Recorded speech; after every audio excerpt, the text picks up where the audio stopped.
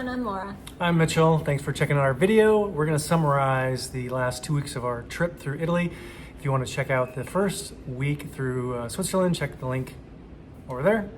Anyways, we started out in Lucerne and on to Milan. We took the train down through a Swiss pass, and then we switched over to a Italian train, which was different. So Swiss trains, very exact, very precise, very clean. If you get your ticket, you know what time you're leaving, you know what time you're arriving, you know all the details about your trip. Months in advance. Months in advance. You know on what? That train. The biggest thing is you know what platform to go on. Platform to go on. So when you're on an Italian train, oftentimes they don't post the. In Switzerland, it's different vernacular, but in Italy, it's the binary or the BIN, which is basically platform. And so you don't always get that information. Sometimes it's 5 minutes before your train boards, and you have to scramble, particularly if you have to go down steps.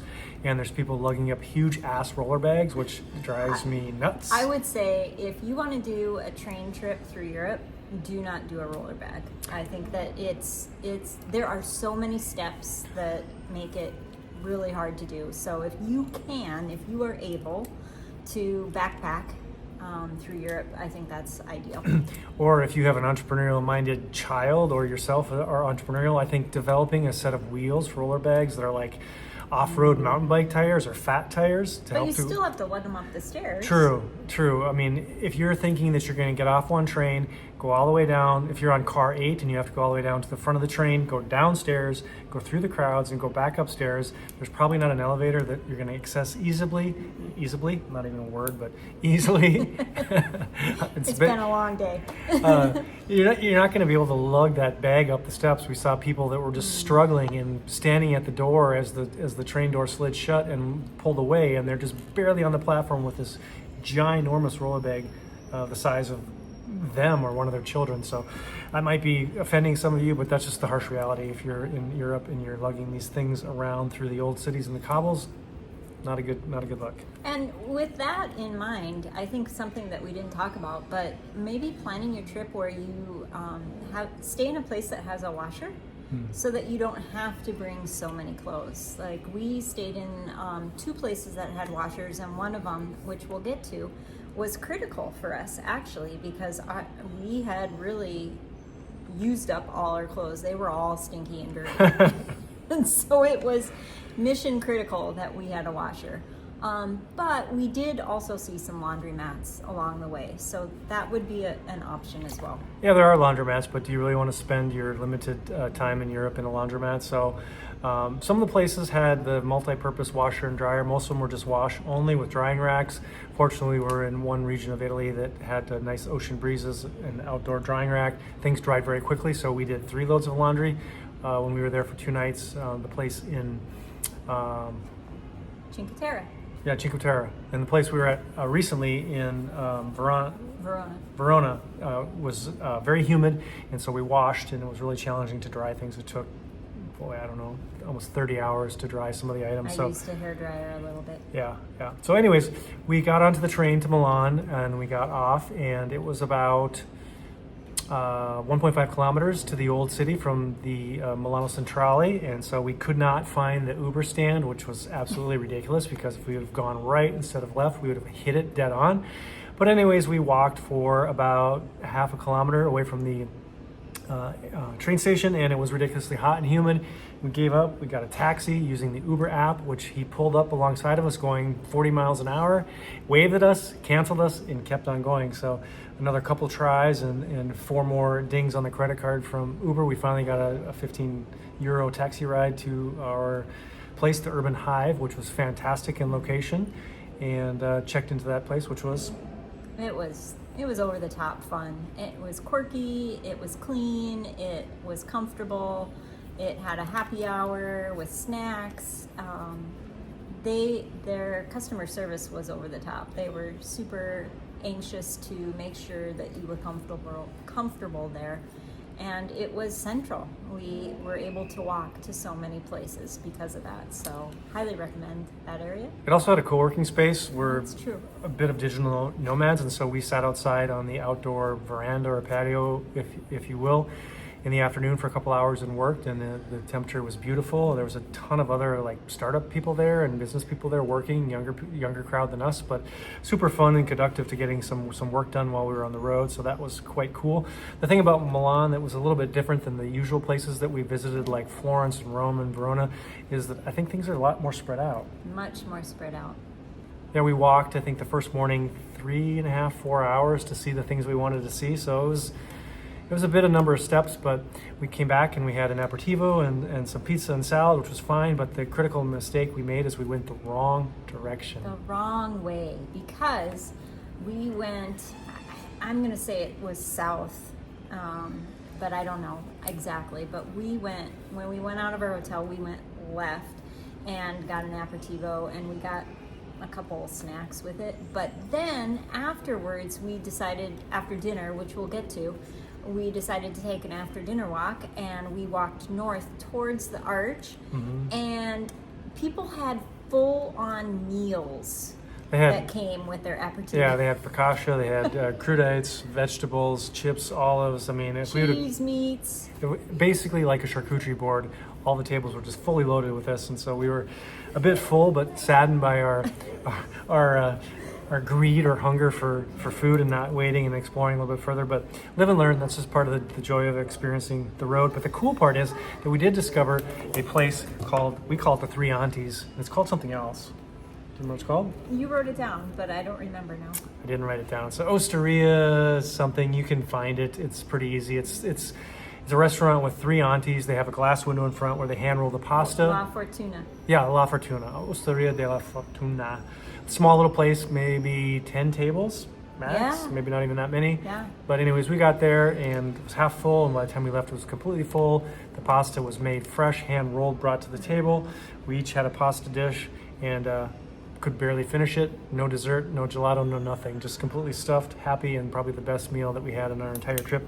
The best was when we walked out, the aunties were making the pasta. Yes. And you could see them through a window from the street. And so they recognized that we had been in the restaurant and gave us several hand gestures like the heart and all that. And I did my stomach being very full, and she just broke out into laughter. And it was just like this moment of between connection. The window of connection with these beautiful people that make pasta by hand. It's pretty cool. Yeah, if you've watched any of our shorts, you can see the video of the aunties in the window doing exactly what she said, and you can see some pictures of the dishes that we ate.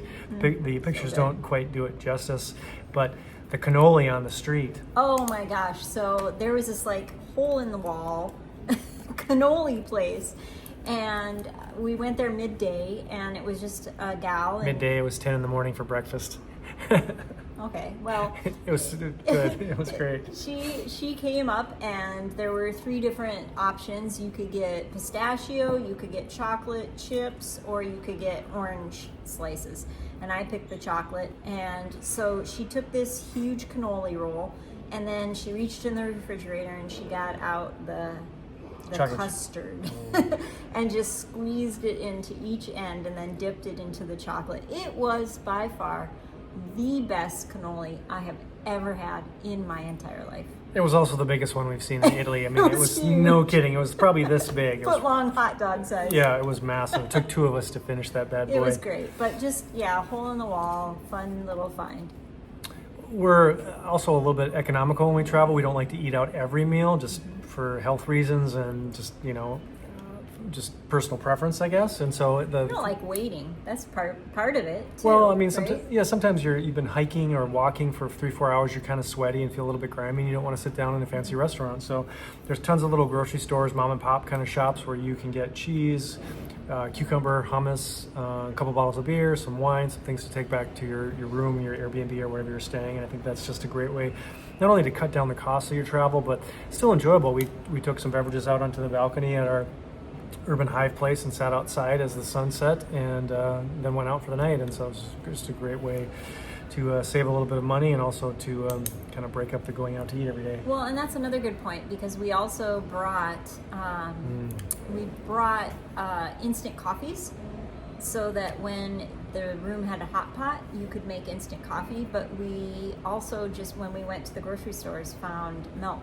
and I'm more the plant-based milk, and so the plant-based milks were in the non-refrigerated section, and we learned the names for almond and soy and oat, which I don't know now, but they're there. And then if you have a refrigerator in your room, great. If you don't, they're not. They don't require refrigeration. Yeah, they're not perishable. So that was pretty cool. If you enjoy like a morning coffee with a little milk in it, that was great. And then we brought some honey, and there were sugars everywhere that you could, if you wanted to adorn your coffee. But lots of ways to create a special feel for your morning, for your day, without always spending money and going out. Exactly. So after we left Milan, we went to Cinque Terre and we went to Milano Centrale. We took did we walk there? Yeah? No, we walked. We took an Uber there. We took an Uber, that's right. So the thing is that Bolt doesn't exist in Italy. Uber exists, but it's only Uber Black, and so you're going to be paying a lot more than you would in the United States for just a short little ride. But particularly in the morning when it's hot or rainy or you're tired, I think it's worth it. You can certainly get a taxi, but you've all heard horror stories about being gouged from taxis. We took a few taxis on this leg of our trip, and I think they were all pretty fair, but it's sort of a little bit of a, I guess I call it a shit show. You just don't know, you don't, unless you're fluent in Italian, you're not sure what they're saying to you, and you may not know if they actually turn the meter on. So just do your own due diligence and see what you're comfortable with in terms of travel. But anyways, we got on the train at Milano Centrale. That place was a frickin' zoo. It was so crazy. And again, we did not know our platform number until like 5 minutes before, and then we ran. And so, again, having backpacks was easy. Having roller bags might have been more challenging to run to your platform. For sure. Well, I mean, as soon as the number flashed up on the board, there's a huge central board that most people stand in front of. There's some smaller boards that don't show all the trains, and so most people are congregated in this area. People are smoking, they're pushing, they're shoving. There's a lot of dogs, surprisingly.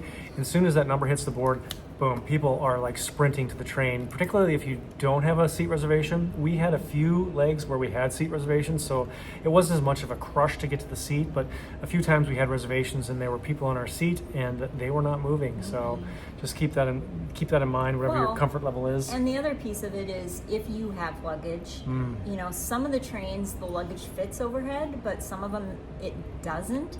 And so you have to put your luggage in the luggage racks kind of by the door of the train. And so if you get on late and that thing's full, you're kind of screwed because there's nowhere to put it in your seat. And people really don't appreciate if you have it in the aisle. And so I would say plan accordingly and try and get on your train as soon as possible. I think you also begin to become a little bit more familiar with the different types of trains, whether it's a regional train or if it's a high-speed train or a Frecciarossa.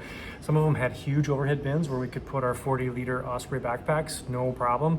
Others, we had to put the backpacks in a rack at the far end of the car, and if you're not sitting close to that, it's so easy for somebody to grab your bag and jump off the train. So what we did is we like to rock climb, and so we have some carabiners, so we carabiner our bags together. So if somebody's going to grab a bag and try to run, they're probably going to be surprised that they probably have 60 pounds of bags carabined together, and it's not going to be so easy just to jump off the train. And we also tended to watch the bags as the train stopped to onboard and offboard people at different stations, just for a peace of mind, because who wants to start their trip with no clothes? Exactly. So anyways, we got to Cinque Terre. We got off our train. It was almost 90 degrees, super humid because it had rained the day before. Had bought another ticket onto the the 5 towns essentially. And as we were waiting for our train to come, we saw that it was canceled. And so there was a worker like flagging everybody over to cross underneath the platform and to go to platform 2 in the middle of Monterosso. So everybody ran over there and we all got over there, and then that train was canceled. So I bought another ticket. So 30 euros spent so far and no train. And then we got back to the first platform and a train came and we didn't have a ticket for it. And there was so many people. It was just like, it was just a mob of people getting on the train. And we thought, should we get on? Should we not? We know that there's a 200 euro fine if you get stopped. So we kind of freaked out and didn't get on. In retrospect, we should have just jumped on that bad boy. So we waited another 40 minutes in the hot sun and got on a train. That we didn't that have. we didn't have a ticket. We didn't have a for. ticket to. We got onto it. But the key point is that when you're in Monte Rosso, there's a difference between the regional trains and the 5 towns trains. And so the train going to La Spezia doesn't always stop at the villages. And so if you go all the way to La Spezia, you're going to have to get off. You're going to have to buy a ticket and come back to whatever village you're going to. We were in Riomaggiore, which is pretty close to La Spezia, but if you're in Vernazza or Corniglia or some other village, you don't want to go all the way to the end and buy a ticket and then wait a half hour and come all the way back. So just keep that in mind and decide if you're brave enough to jump on without a ticket. Tons of people just verbally said that I have no ticket, and it didn't seem to be a big deal, but It didn't seem to be a big deal that day, and that was in the late afternoon, and the train was Packed. super packed. But later, when we took the train earlier in the morning, when it wasn't as packed, there was somebody checking. And so I don't know how that all works, but we we're fortunate that we bought tickets in the early morning when we were doing things throughout the day, because we did get checked then. But that late afternoon, when it was just a complete kind of chaotic show, there was no one checking tickets. there was 2 girls sitting in the first row in our car that didn't have tickets, and we could see the conductor with them for quite a bit of time, and then he left and came back. They didn't look too happy, so I'm going to guess that they probably got charged some They penalty. handed over their credit card. He charged their credit card. I think it was 200. It's 200 euros, 200 euros euros per person. So buy your €8 ticket, even if you don't use it. I mean, I'm gladly spent the 30 euros that we didn't use to avoid 400 euros of fine. So, Right. anyways, we finally made it to Riomaggiore, beautiful little town, our favorite out of all the villages, and we were given some specific instructions because our house was not at the top of the town, but pretty close. Pretty close. And we were given advice to the elevator, which was broken. So be aware that you're going to be climbing a lot if you go to Cinque Terre. And again, these are cobblestone streets, and so if you have a roller bag and you're shucking it up these cobblestone streets, it's hard. But it was hard lugging our backpacks, schlepping our backpacks up. We were pretty hot and tired by the time we got there. But the views were amazing. The ocean breeze was heavenly. We had air conditioning that we didn't understand how to operate, so we didn't figure that out until the night before we left. But not a big deal. We opened up all the windows in our little pad, and it was nice and cool. Things that we liked about Riomaggiore, we found a nice little focaccia store right down the hill on, what was the name of that? Colombo? Yeah, Colombo, I believe. And there's the main street, and goes right down to curiously the enough, marina. It goes right down to the marina and right down to where you'd want to watch the sunsets, which we'll talk about. But under that street is a river. A river runs under the street and goes out into the ocean. So that's kind of cool. Yeah, so we walked down to check out the marina and to kind of get a gauge on where we might watch sunset. Then we got on the way back up the hill. There's 2 co-op grocery stores there. The first one that's lower down towards the marina is a much larger selection of vegetables. They all have wine and beer and snacks and things like that, but we wanted to get some specific items, and that was a better option for us. There was also a Enoteca, a little wine store about halfway down. We found some really cute local wines to try. They weren't terribly expensive. I mean, cheap by U.S. standards, like €8, €10, €12. Nothing crazy. Yeah, we just asked the owner of the store to point us in the direction of some good local wines, and she was really nice and kind and showed us, and it was delicious. What are your thoughts on the other villages? The other villages, having spent the first part in Riomaggiore and then going to the other villages, I was disappointed.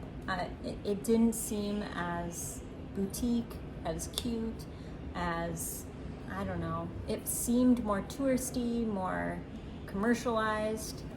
They were bigger. So yeah, I guess we got spoiled by starting there.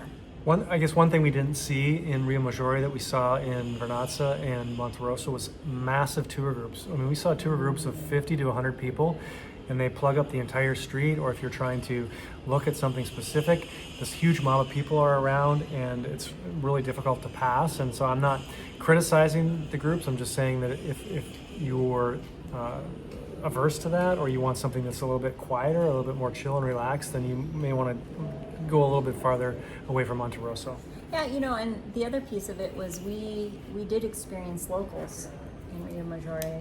We saw locals coming out, hanging out, kids playing soccer, grandparents watching them, parents, working.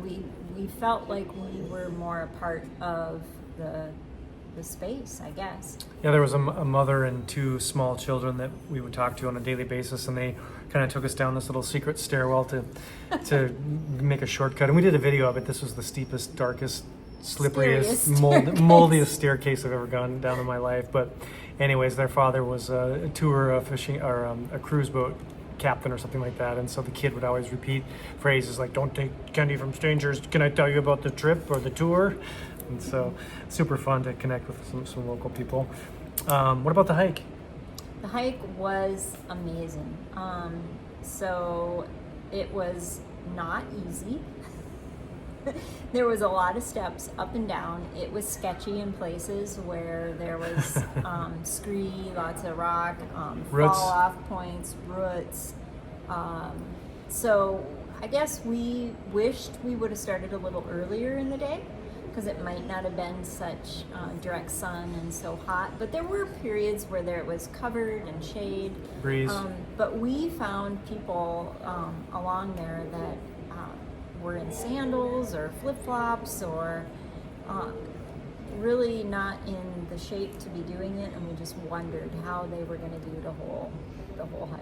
It took us 3 hours, 2.5, 3 hours to do the hike. Partly because we stopped and took a lot of pictures. You can do it faster, but it's no joke. If you cannot do a full squat or a full deep knee lunge, it's probably not a great hike. We saw some elderly people that were probably 30 minutes in, and they had just ascended a steep part, and we just wondered, like, how are they going to make it? And there were other elderly people that had hiking poles, and they were cruising along fine, but they were in a little bit different fitness level. So not to discourage people from trying this, or not to discourage people from bringing their parents on it, but my parents are in their 70s. They could have never done this hike. They would have fallen. There are some spots that are a little sketchy. Really sketchy, and like you said, really steep stairs up or down, where you're really, like the stairs were huge. Yeah, you're 5'3" on a good day, and those are about the length of your legs, essentially. So there are also parts where the one side is protected by a fence or a cliff or a rock face, and the other side is completely open. So the fall off that side sometimes is 15, 20 feet, and so that's going to break a hip, or that's a big fall. 15 to 20 feet if you're in the medical realm. That's activate the trauma team, because that's a significant fall.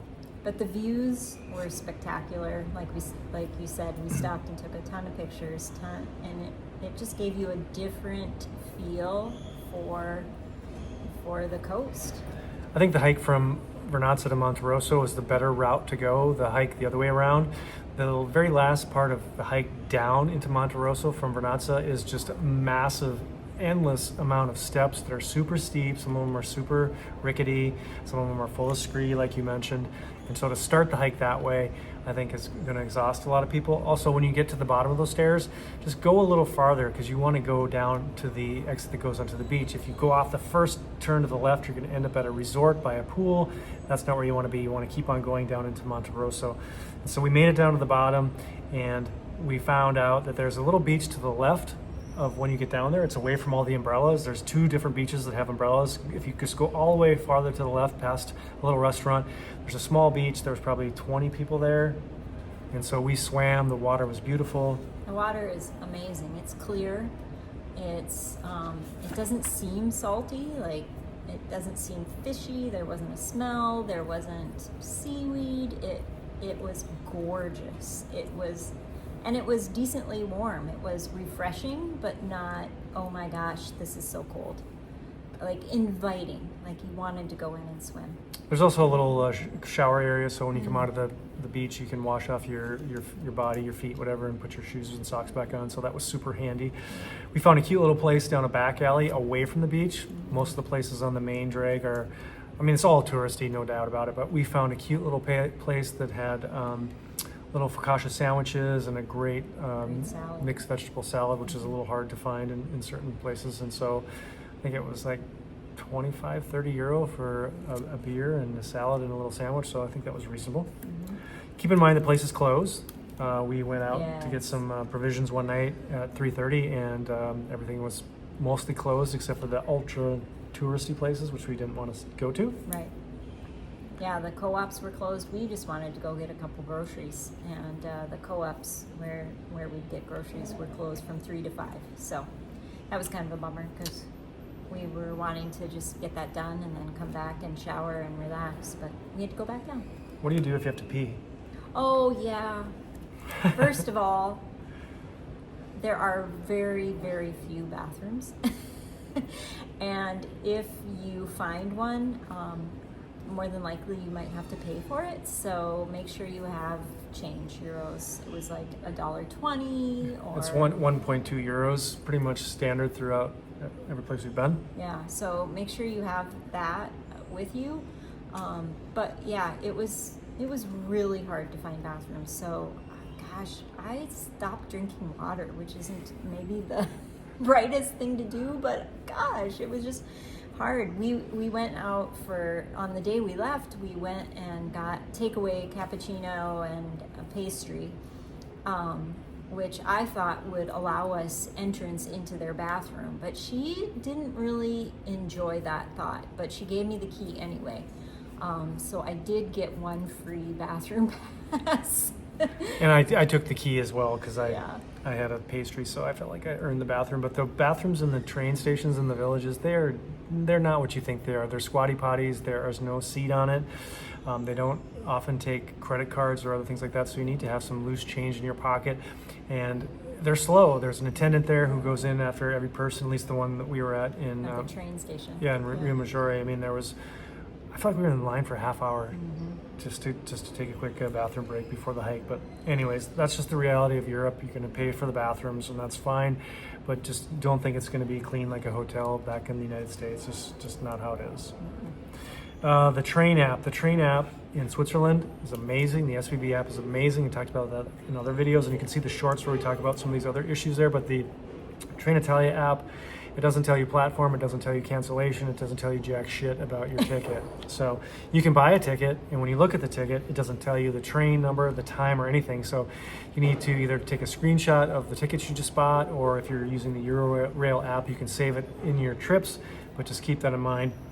And also, we were taking screenshots because we were having some trouble with our eSIM card not working and not being active on some phases of the routes, and the conductors didn't like that so much. Didn't read. And so spent a couple hours on the chat support with Olafly trying to get the eSIM working again. Unfortunately, got it working, but it did create a little bit of anxiety on the train for a few of the legs that we were on. Mm-hmm. And so next we went to Bologna, and we were about 1.5 kilometers from the old city, from the Bologna Centrale, highly walkable. Mm-hmm. I think Rick Steves. Yeah, he really nailed it. And we kind of followed his guideline, and he nailed like what we should see, where we should go. He kind of had the map. The map was really good, really accurate. So we felt very comfortable walking around and knowing where we were going, where we wanted to go, what we wanted to see. And we're about 2/3 of the way done with this video. The first part is obviously Cinque Terra. This is Bologna. We're going to go to Verona next and then just wrap up there. So just a few quick thoughts on Bologna. Like she mentioned, Rick Steves covered everything we wanted. A few little gems was a wine store in the piazza next to the large church, and they had amazing wines, good prices. They gave tastings, and they had some pretty good looking food menu items as well. One thing to note about Bologna, and it's probably true everywhere, but make sure you note the closings of the places that you want to go. When we were there, certain places were closed on, for instance, Monday or Tuesday, or certain places were closed from 12 to 2. And so just kind of knowing that and planning accordingly, I think is important. I think the aperitivo culture in Bologna is pretty much the same wherever you go. You're going to get almost the same thing, so don't fret about the cost of it. You might pay 1 or 2 euros more at one place versus the other, but it's basically all the same. It's just you're out in the public. You can see some of the historical sites. People watching is probably the most important part. Where we picked where we wanted to have our aperitivos, we generally sat by the 2 towers or the quadrilateral, which is a little food section there. Don't go into the quadrilateral thinking that you're going to get like the most authentic thing on the planet, but The atmosphere was great. We had salumi. I can't remember the name of the place, but salumi and bread, olives, some veggies. It was good. And there's one street in the quadrilateral where they have fresh fruit and veggies, and it's just like a row of just gorgeous fresh fruit and veggies. So if you are staying somewhere and you know want to get some fresh fruit and veggies, go there, grab some, and it's beautiful. It's like a farm. Yeah, it's like a farmer's market, except every day. We got caught in the Palestine State Freedom Parade demonstration, whatever. It was also coinciding with the train strike, and so that had an impact on our plans for what we were going to do for some day trips, and decided not to do them. But it was a peaceful demonstration. There was tons of police and helicopters out. There was no violence, no chaos, but it did make it quite congested to get around that day. It was really congested, and yeah, it was great to see a peaceful rally and people coming out to stand for what they believed in. Transportation thoughts. There is no Bolt in Italy at present. Uber is there, but it's only Uber Black, so you're not going to get a cheap ride. The least expensive ride we took on Uber, I think, was €20. Totally worth it because it was super hot that particular day. Taxis are fine. We've used a few taxis, and I think the price was reasonable, but as we talked about earlier in this video and some of the other short videos we've shared, you don't always know, so just be cautious of that. Next, from Bologna, we went on to Verona. Yeah, and Verona has a definitely smaller town feel to it, and is also really hard to figure out logistically where you are at any time.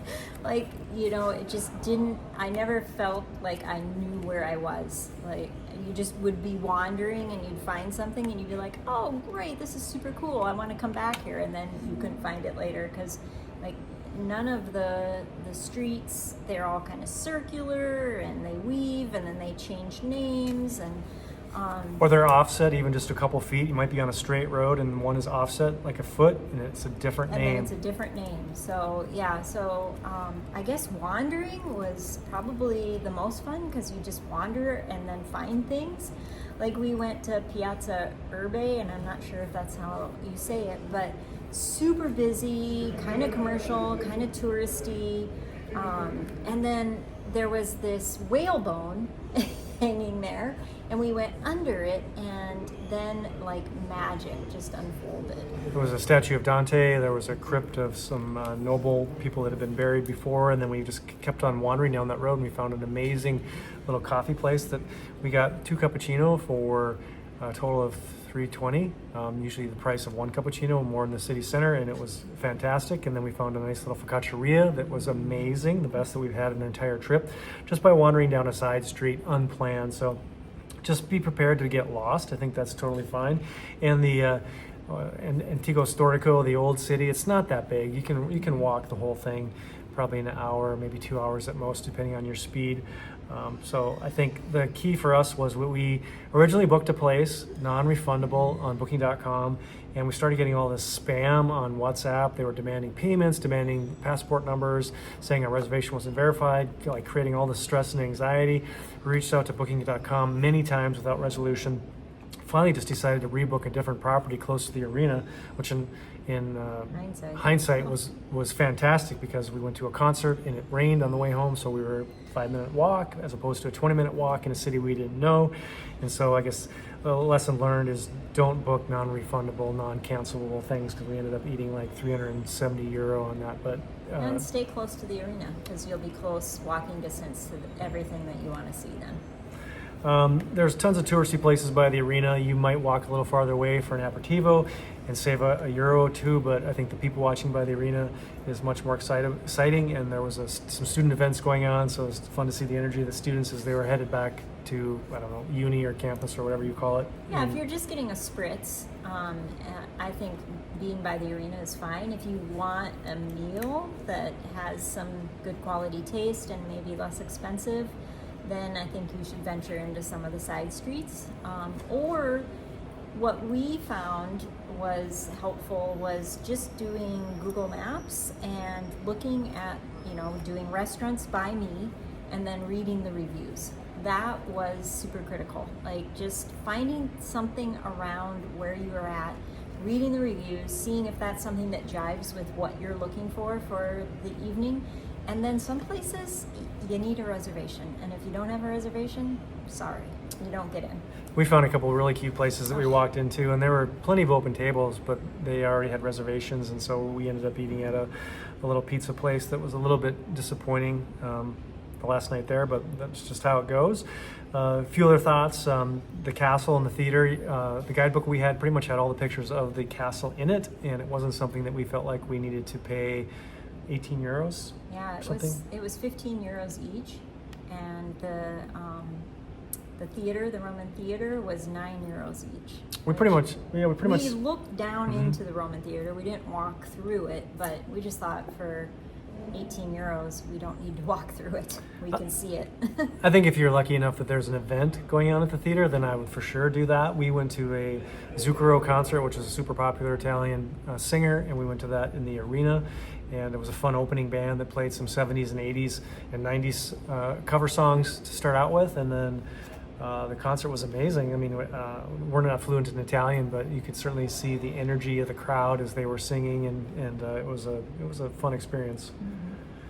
Let's see. We went to Milan this morning, and again, the train app sucks. The train app was challenging. It sucked. Anyways, we got to Milan, tried to book the ticket to the Malpensa Airport, Terminal 1, the international terminal, and the app was totally like, yeah, just pay your 30 euros, good to go. And she happened to look on the board and said, that one's canceled. I'm like, well, we'll just get the next one. And as I was about to click the pay button, we saw that one was canceled. And so we went to the Freccia Rossa desk, and they're like, go away. So we went to another desk, and they're like, find the people in the blue vests. And I'm like, okay, the police wear blue, tons of people wearing blue. So we finally found the Trainord people, and all they said was, go find a bus. Go find the bus. She said, go out, go right, find a bus. So we got the bus. It was 20 euro, which is fine, better than a cab from there to the airport would have been 120 euros. So it was obviously economical, but took forever for the bus to leave. It was totally packed. The driver was myopic and gave us whiplash with jumping on and off the brakes, but we made it. We're here. But there, you could see the frustration of people with huge roller bags again, trying to figure out what to do with them. And the guy taking the tickets for the bus was obviously, he was rubbing his head and pulling what little hair he had left, was frustrated by all the people that had come out because of the train cancellation. So just keep in mind that trains can be a little bit unreliable, and you need to be flexible. And I know this was a long video, so if you're here at the end, thanks so much for watching. Yeah, thanks so much for watching, and check out our Switzerland part. We'll have that in the links below, and like, comment, or give us your questions. Let us know what you think about our trip.